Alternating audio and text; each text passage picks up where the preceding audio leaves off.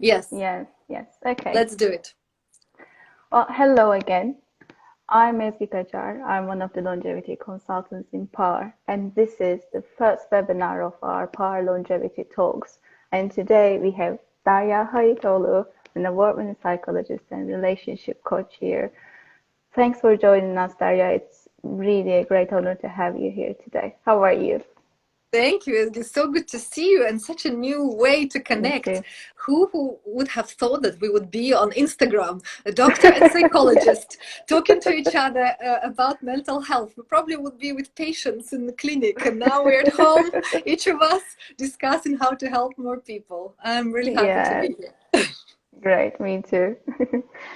So, as you mentioned and Darya mentioned, today we will talk about mental health, but not just because it's a trending topic, also to reflect on what has changed in our lives during the last year, how we cope with the life during pandemic, which factors affect our mental health, what we can do more to stay healthy. So it's been a year that we've been living with a pandemic, which is an extraordinary situation. And it has brought many challenges, stressful moments, uncertainty into our lives, but not only bad things. It also brought awareness in how we live, what we do with our lives, what we need to prioritize, what we do to the planet. And I truly believe that led to some change for many of us. For example, I work from home as same as many of us do these days. And it was challenging at the beginning if you're living with someone and don't have a big space, like you need to schedule your calls dependent on the other's agenda, avoid the background noise. Also, I used to get distracted easily by many things at home, but now I have my routine and everything works smoothly most of the time. It also took a bit of time for me to adapt to the new ways of meeting, like Zoom or doing these Insta lives, but I found my way through this. But sometimes still I have those waves of emotions, like one day is so pessimistic and negative, and I feel like there is no light at the end of the tunnel. But the other way, I wake up with a huge motivation. I feel like you got this, you're gonna keep healthy, you're doing, there is hope, numbers are going up, just be patient. So is it normal to have those waves, Daria? How do you feel? How has your life changed during the pandemic? Oh, wow, it's a great question. So we go straight in. I think Yes. there's a difference between a male a structured brain and the female brain in the sense that when you have a period, menstruation cycle, there is, as you Mm-hmm. know, there is this wave that goes into emotionality, into mental different states, and we have hormonal balances that are different depending on Mm-hmm. which side of cycle whether we're pre-menstruation cycle, whether we're in ovulation stage. And I think a lot of women underestimate how that affects their mood generally. Like for Mm. me, for example, it has always affected my mood, especially when I'm not on a contraceptive pill, when I have those natural cycles that are happening. Now, of course, under pandemic or under stress, I mean, pandemic is just an increased stress level on us. So what we experience is a new wave. It's like it's exacerbated, right? It's an extra Mm-hmm. stimuli that needs attention by our nervous system. And what we see outside, what we feel inside, is in a connection all the time. So yes, there is this extra tsunami wave when we have. I mean, I've never lived with my family for so long together in a closed space. I mean, I love them, but sometimes I wish I had my own space, to go into. And I think, and I've known the tools, and I'm a relationship coach and I'm a psychologist. So it's sometimes I feel it's like a shoemaker without shoes. And I'm like, hold on. So where are my tools? I have to read my own articles and books, right? To remind myself, because you see, Yeah. when we're not training, when we're not training that muscle, when we are relaxed, everything is fine. We're actually not learning much. We learn Mm-hmm. currently the most. This is actually one of the toughest, but also the most potent times for us to learn Mm-hmm. skills that will be useful when we become older, because our ability to process information will not be increasing. We are going to be aging, right? Yeah. Our prefrontal cortex will hold less information, will be more prone to this negative stimuli from the outside. So how do we train ourselves? How do we learn Yeah. tools and techniques that can help us? That's what I would like to discuss today, to make it very practical for people to stay on track. To, most people have either problems when they stay with their families, that they need to resolve conflict, or if Mm-hmm. they're on their own, they need help to feel more connected to other people, because they feel more depressed and lonely and disappointed with themselves, with life, etc. So Yeah. it's kind of a two sides of a spectrum. Anxiety Yeah. and depression, how do we help this kind Yeah. of moods conditions, and help these hormonal waves for women mostly, because men cope with this differently. They don't have menstruation cycle, and Yeah. they use their hormones like testosterone to combat, kind of fix problems, to kill the enemy, kind of thing. In their head it's much easier, Mm-hmm. because they can focus and they can get there. For a woman it's much more difficult. That's what I would like to focus on. I'm so glad that Judy Octon joined, and we've got also Ebi Baka. Hello everybody. Jordan, FM Karasaka, Joyful Hearty Living. Hello and welcome. Yes, welcome all. So it's good that you mentioned this also like different for women and men as well, because we also emphasize in part to that concept of bio-individuality. We all have like different habits, different lifestyle, gender, age, genetic predisposition, and that actually affects everything. That completely affects what has a big effect on our health, like how we can change this, how we can improve our health. So everyone is different. We all have different ways of like coping with the pandemic, I assume, or the way that we feel about this. So I might have those ways in that day, but maybe you don't really get, or you don't really realize those ways. Of course, it depends on for women, especially that menstrual cycle as well. But it's not just about hormones too, it's also about the neurotransmitters, which we will talk about, like dopamine, serotonin, and how these affect our mental health. Even like what we eat affect those too. And from there, actually, I want to move on to something else, because this is something I recently realized that, especially with this third lockdown, I feel like I see this in myself and in my friends, the people around me, that we kind of feel more stressed. Like we all got affected by this in many different ways at many different levels. But recently, especially that because we're not able to socialize, we're not able to touch or hug our friends or the loved ones, it's getting a bit more challenging for most of us.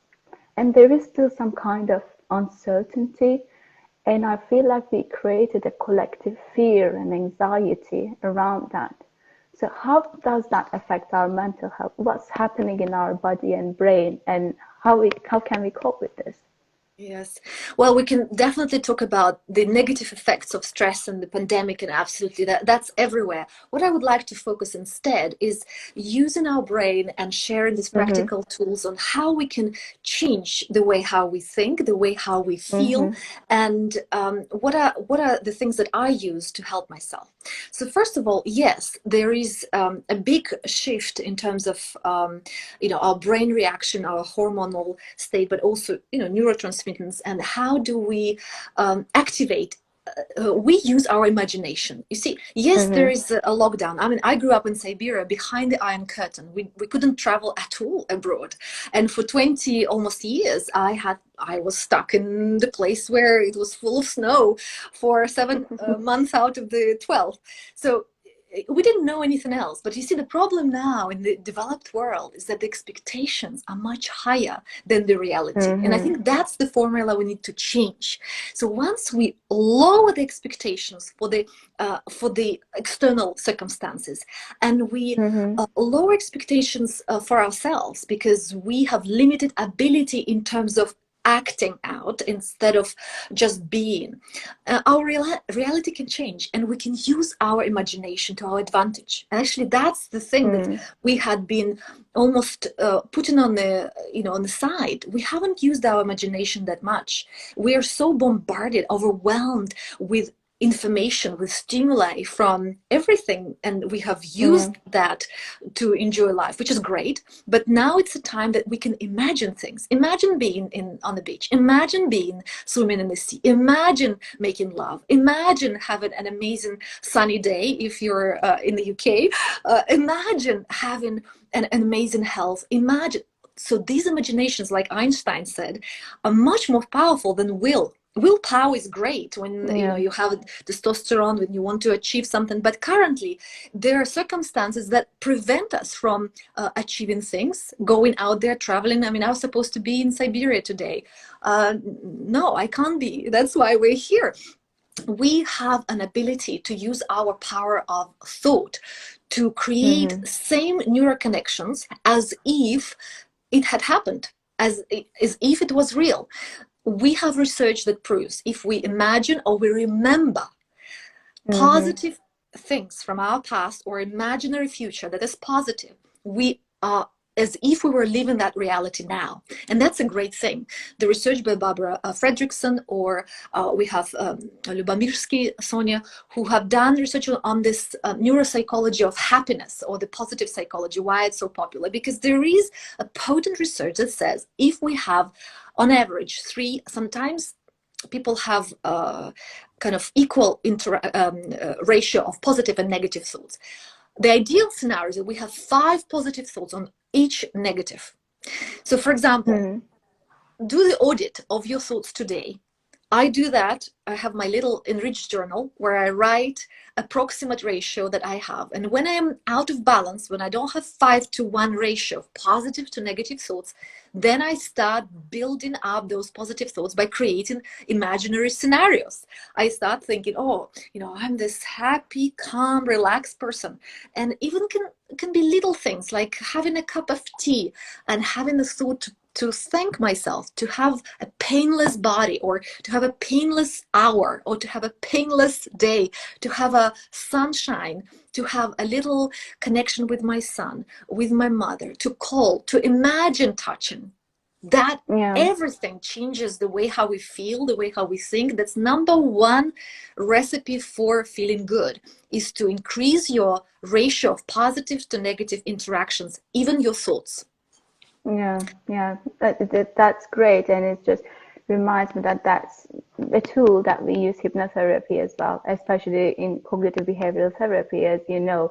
Like imagine it, like imagine what would happen if you achieve that, or imagine what would happen if you have whatever is your goal. So like how you feel, what would change in your body, and imagining that, living it as if it's happening right now Yeah. definitely changes the chemistry in your brain and in your body too. That's Yes. great. And also that reminds me the importance of being in the moment, because we sometimes caught up in these negative thoughts and worry and like this will happen, oh I didn't do this, or what will happen if I receive that call from that person. But if we just stop and realize what's happening around us, those 5 positive things, like you mentioned, I believe that would change a lot of things as well. Yes, and we tend to think and speak more negatively. Generally, 7 times Yep. more prone to speak negatively than positively. So that's number one. The second big thing is we are constantly in relation to people, and because we cannot touch, because we cannot be together, there's a lot of anxiety and frustration and tension, and a lot of miscommunication, a lot of aggravation of these emotions of feeling like I don't Yeah. belong, I don't feel loved, I don't feel heard, I don't feel understood, I don't feel that I am cared for, etc. Because people just on that sympathetic amygdala hijack, sympathetic Yeah. nervous system is on alert. So the second big thing that I always recommend, and it's a big one, it's a gift, is when you're in relation to somebody and you're having a conversation that can be uncomfortable, it can be a little bit tense, you start by repeating what the person said.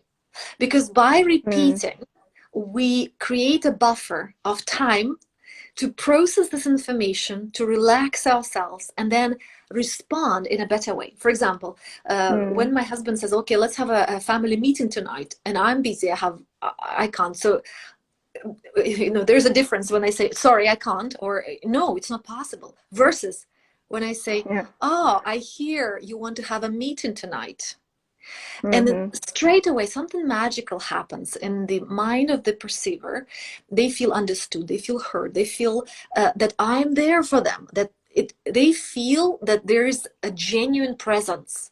And that's what we lack in most of our interactions. We just build up on this tension by talking quickly, and then that anxiety exacerbates. So by repeating will lower the anxiety level, will lower the stress Mm-hmm. level with children, with parents, with partners, with everybody. Just repeating.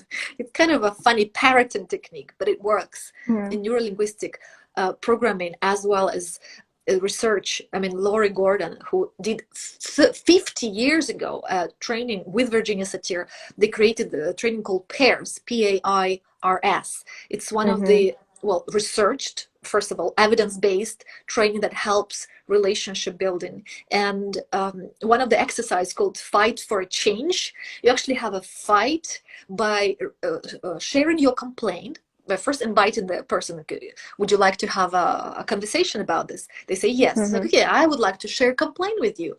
And you share a complaint, and the other person repeats that. And as soon as the Mm. person repeats, you say thank you. Then you say, okay, I would like to have that instead. The person repeats again. And that creates that beautiful buffer that we all need, that nourishing emotional mental buffer. It's almost like a mirror technique, that, okay, we don't have somebody next to us to feel, to smell them, maybe they're far, but when they Mm-hmm. repeat what we say, we feel heard automatically. Yeah, that's amazing. It's quite useful and it's simple. I think we Yes, can that's all number implement two. this in daily Yes, lives. yes. So easy, but it's you need to put into practice. You see, people Yeah, know a lot these days, but they don't use the knowledge. They don't use the toolboxes. So I prefer to have fewer but more powerful tools. So the one, number exactly. one is a 5-to-1 ratio. Number two is this repeat. It's a kind of a Mm-hmm. parrot technique. And number three is hugs. I mean, we know from the research, hugs give us more oxytocin. And when we Yeah. hug, we release that hormone, the hormone of trust, the hormone of also soothing hormone. And Virginia Satir used to say, the mother of family therapy, she said, we need 4 hugs a day to survive, 8 hugs a day to live a good life, and 12 hugs a day to thrive. So the question is, how many hugs do you get a day? And if you don't have people around you to hug yourself, hug your pets, Yeah. hug your trees, hug the whole simple motion of hugging. It gives that soothing touch. The connection is a sort of a funny thing. It's a connection of palms and body. And when you hug somebody, just stay there for longer, because that creates a chemistry that is so beautiful. That's like a cocktail of nourishing emotions for the body and mind and soul. And that's number 3 out of 3 most potent techniques to release stress, to get to the level of parasympathetic nervous system relaxed. I can see you, I Yeah. can connect with you. And again, even if I don't have somebody to hug now, I can imagine hugging. We don't do that, Exactly. right? Yes, we we definitely we don't can do that. we can imagine hugging somebody and create the same neural connections inside our brain and body. How Yeah. amazing is that? It is great. I mean, even if you are just going for a daily walk in the park, you can just hug a tree. Yes, yes. That creates the same emotion as well, which I love and do quite often. Yeah. Ah, that's Right. amazing. And I want to touch on the sympathetic and parasympathetic system a little bit since you mentioned it, because now during our daily lives we are always on the go, like challenging with other things, and we're trying to get done everything on time. Now we have pandemic; it put maybe another layer of stress, and that activates our sympathetic system, which is a flight or fight mode, and it raises the cortisol and adrenaline level in our blood, and it kind of puts us into a vicious cycle because you're fighting more cortisol, more adrenaline, that you create more acidity, and then you're fighting more, you're trying to achieve more. But when we just stop, for example, if we do these 5 positive things, if we hug a loved one or ourselves, then we are activating the parasympathetic system, which basically tells our body to stop, rest, and digest.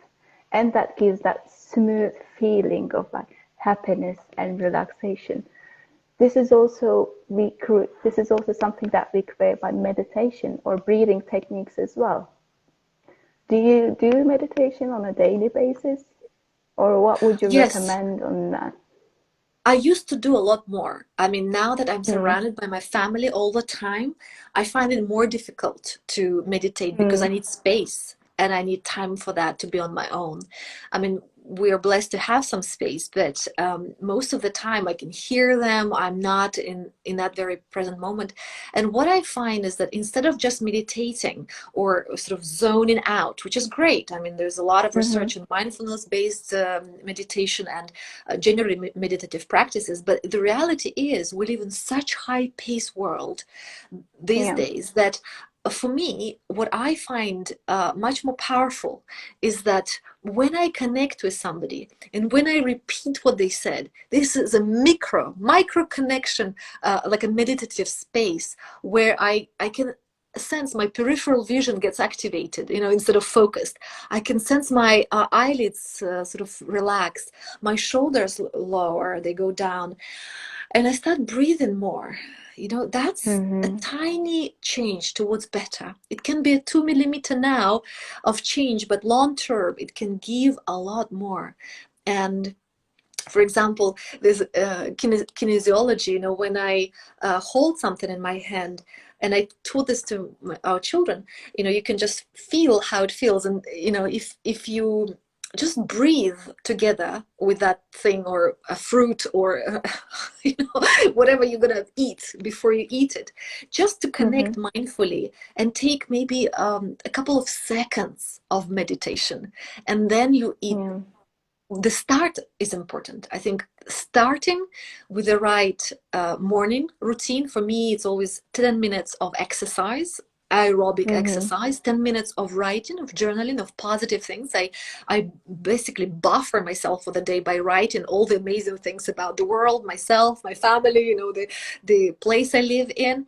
And I always bring that perspective that, as a reference point. A lot of people say, well, yes, but I have this bad relationship, and the person, my partner, for example, he is engaged, he helps everybody, or he speaks and helps others but not me. And I say, well, let's change the frame of reference. And that's what I do with my journaling. I Mm-hmm. change frames Yeah. of reference. Sometimes I imagine I'm part of a harem, and then I'm thinking, okay, how can I invite my husband to be with me like the best woman, or sometimes I imagine like I'm in the war zone. How lucky I am not to be in a war zone. It changes the Mm-hmm. point of reference. I'm thinking, well, it's amazing that I have clean water to drink. It's amazing that I have electricity that's warm. And sometimes, again, lowering the expectations, helping to enjoy and juice the reality we live in. Although the Yeah. reality is hard. I mean, my heart is with children who suffer, the abuse and violence at home, all the people who suffer financially. I think this is pandemic for me. It's a mental health pandemic rather than just Yeah. physical. For me, that is the most challenging bit. How do we help? How do we help ourselves? It's by Mm-hmm. micro meditative moments, the way we start the day, the way we start a conversation. Always start a conversation with a positive gratitude. Our one of our children comes and say, "Oh, and I say, no, no, no. Say something nice about your brother first. Say Yeah. something nice. Nothing. He's bad. No, no, no. You need to find. Don't come to me first, and then they've learned. They come with a positive, and then the negative shrinks itself. It's like Yeah. that. A change of reference. So when I write 10 minutes, I just write positive things. Sometimes it's important to empty the jug with negative. Sometimes we need Mm-hmm. to have emotional shower by inviting our partner and say, can I vent? Can I share my negative thoughts?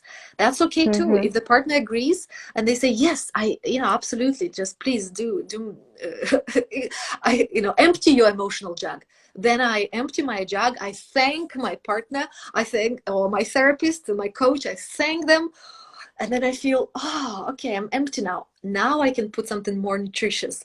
better Yeah, thoughts, better ideas, better food, better decisions. This is a moment of the micro meditative moment that I'm after these days. Nothing big, no thinking like I'm going to meditate for an hour. These days are gone for me. I don't have that anymore. mm-hmm. I'm talking about, a few seconds of meditation. A few minutes Yeah, is already a luxury. So if we can achieve a few seconds very often, our brain will thank us. It will help the body, and the body will help the brain. So that's my recipe, definitely. is going Yeah. small. Oh, Carol Holcomb joined, and Sunita Pasi. I'm so happy. Okay, we have a few more minutes. Ezgi, Yes. anything else you'd like to share? Yes. I just want to touch base on about what we eat as well, because I think it's quite important since you mentioned when I say what we eat, I describe the food also like the air we breathe in, the water we drink, the relationships we are in. It's not only the food on our plate. Actually, we have a definition like primary food and secondary food. Primary food is the fundamentals of our health, like our relationships, yes, what we eat as well, but also how much exercise we do, how much time we have for ourselves, especially self-care. That is quite important. But if we focus on the nutrition part, like, okay, we will do these practices, we will practice meditation, couple of seconds, even if that is, and we will focus on those positive ideas and imagine that good things are happening, imagine that we're hugging the loved ones. It's also important what we put in our body as well, because we are what we eat, and that really affects our mental health and what's happening in our brain too, because we have a huge gut-brain connection. And so that brings us to the gut flora microbiome we have. I just want to shortly touch base on that, because those beneficial bacteria help us to feel good. They help us to produce the serotonin and dopamine, which is quite have a close relationship with our happiness. Serotonin, usually known as a happiness hormone, and dopamine helps us to get pleasure from the things we achieve or the things happening in our lives. So if we feed those bacteria with the natural organic food, fresh food, eating more like green leafy vegetables, then they thrive and we get more of these substances, which basically helps us to stay healthy. And during these times that our eating habits might have been affected, I see that in some research also shows that people might be prone to eating more processed food or binge eating, or maybe consuming more alcohol some days. But I think it's always good to stop, pause, reflect on what we're doing, having those couple of moments or seconds with ourselves, realizing that how that's affecting our system, and then again going back to healthy habits. It's like you said, it's about practicing, even if it's just a couple of seconds or moments. If you are able to just stop and reflect on what's happening in our life, then maybe give a hug to yourself, think about the positive things happening, and then have a nice salad or whatever your favorite food is. And I think that would really help with coping the current situation. Yes, we are what we eat, and we are what we think as well, right? So we are all Exactly. connected. The body, mind, the gut, in our digestive system. I'm so happy. Elevated Mindset joined. Abby or Michelle, Andy, Imanda, Elena, Ivanova. Hello, Irina, Punet Nanji. Wellness curated. So good. Deora, thank you for joining. There's so many amazing tools out there. I think being curious to find out more about yourself, right? Like if you Mm-hmm. feel great, nothing to change. But if you start deteriorating, the health is the first signal. It's the first alarm bell when we notice we have to do something about our health, because then we cannot live a happy life. When my father used to say, health and education, the most important. You first need to fix your health, and you learn about yourself, Yes. how to feel happy. There are so many different techniques. Finding the right recipe for yourself. So there's some basics. As you said, nutrition is a must. How do you Mm-hmm. have your healthy gut bacteria, your healthy system, endocrine system, immune system, blood system. I mean, all of the systems are connected. So the ideal state is have no medication. So what do you need to have everything from the fruit and veg and from the natural kingdom to consume? How do you exercise? Of course, I mean, it's basics, but it's so important. Currently, for example, I find myself, I have no energy to do exercises like I used to. But again, habits, they work better than our decisions. Habits are autonomic decisions that have been made already by us a long time ago, and we do it automatically. So it's a strategic choice, right? So creating a healthy habit, be it 5 minutes of exercise per day, it's going to help long term when we are late in our life, into our age. It will help because then our all internal systems will be prone to have this little exercise dose of vitamins, of the flushing of the toxins, flushing out all the negative cortisol and adrenaline hormones of stress, and bringing in endorphins, bringing in dopamine and serotonin, balancing this out, and having a great health, brain and gut health. And of course, watching the thoughts, as I said, 5-to-1 ratio of positive to negative, it's a must.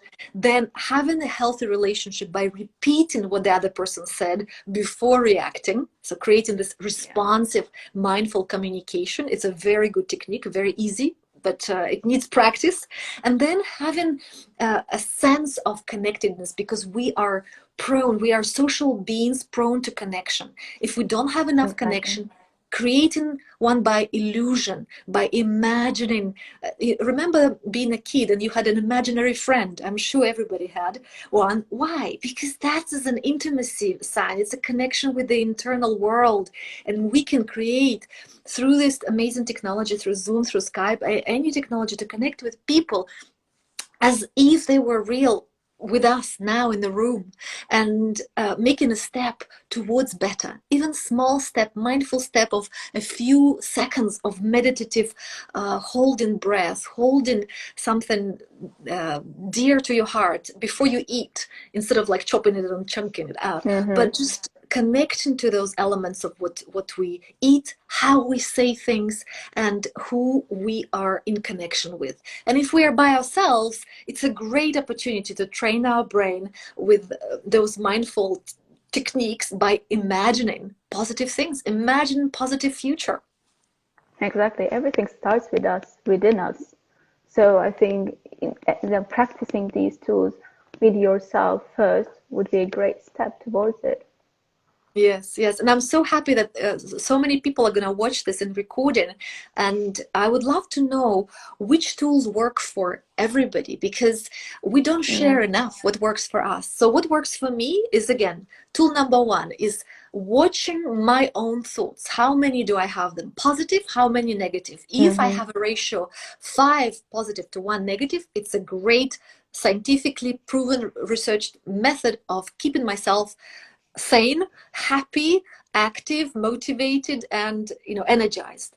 The second that works for me is in relation to the other person, is repeating what they say. So if you tell me your concern or your worry or wish, and I just say or I ignore or contradict, this creates a conflict, a tension. So instead of that, I just repeat what you say or what my partner says, and then that creates a connection in relationship.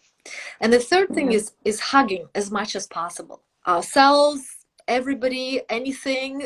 It's that unusual self-hug that we need to exercise. And I think our time is up. Yes, that's great. Actually, if you have time, now we have now great 3 tools to cope with these. If you have time, I would like to do it quick meditation with you, if that's possible. I think all of our participants will enjoy that too. Sure. Well, there are a few actually of meditations. There are so many apps out there. So the Calm and the I've tried the different podcasts, or even on YouTube when I Google meditation music. I find it very relaxing to hear natural sounds or meditative music, because it lowers the anxiety and the vibration. Just the energy is different afterwards. But what I generally like, it's going to be a couple of minutes meditation, is to put your feet on the ground and find a position that is comfortable in your chair. And if you feel comfortable, take a few deep breaths.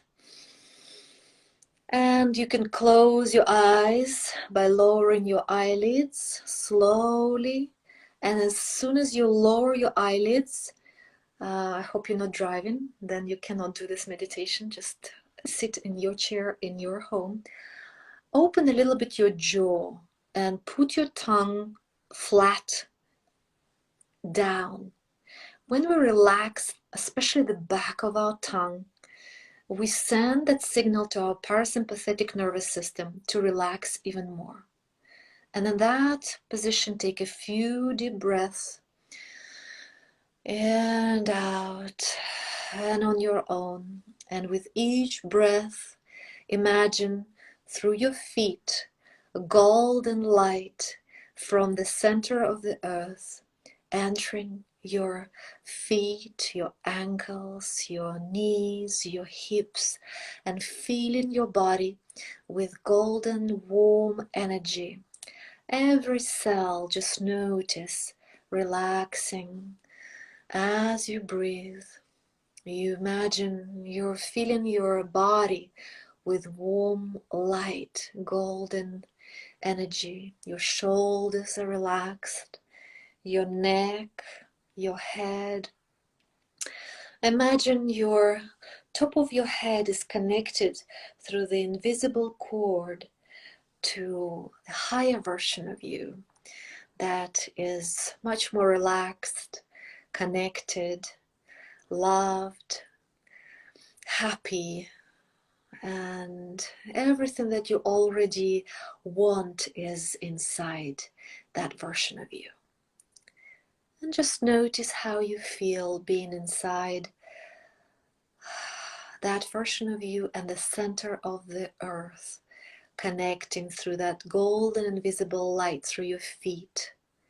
Open your palms up and just relax even more. The jaw, your tongue, the back of your tongue, your eyelids, even your ears and your shoulders, your neck.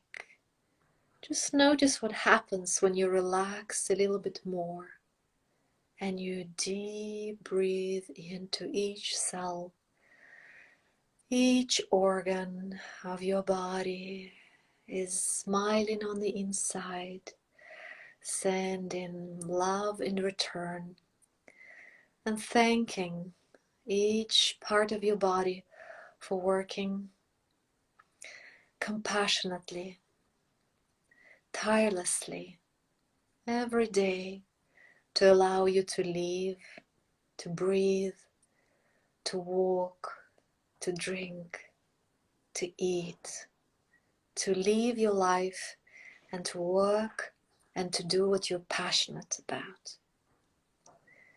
Just notice how you feel in this state.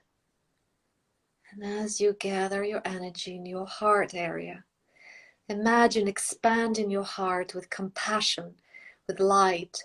Imagining somebody who suffers and giving that loving energy and soothing them in your brain, in your mind, just helping someone in need, giving shelter to homeless, giving food to the hungry, hugging those who are lonely, just giving light and energy to those in need. And with each breath, feel how you feel, becoming lighter, brighter, and more peaceful version of you. And you can slowly open your eyes and notice how you feel now in comparison to when you started this exercise.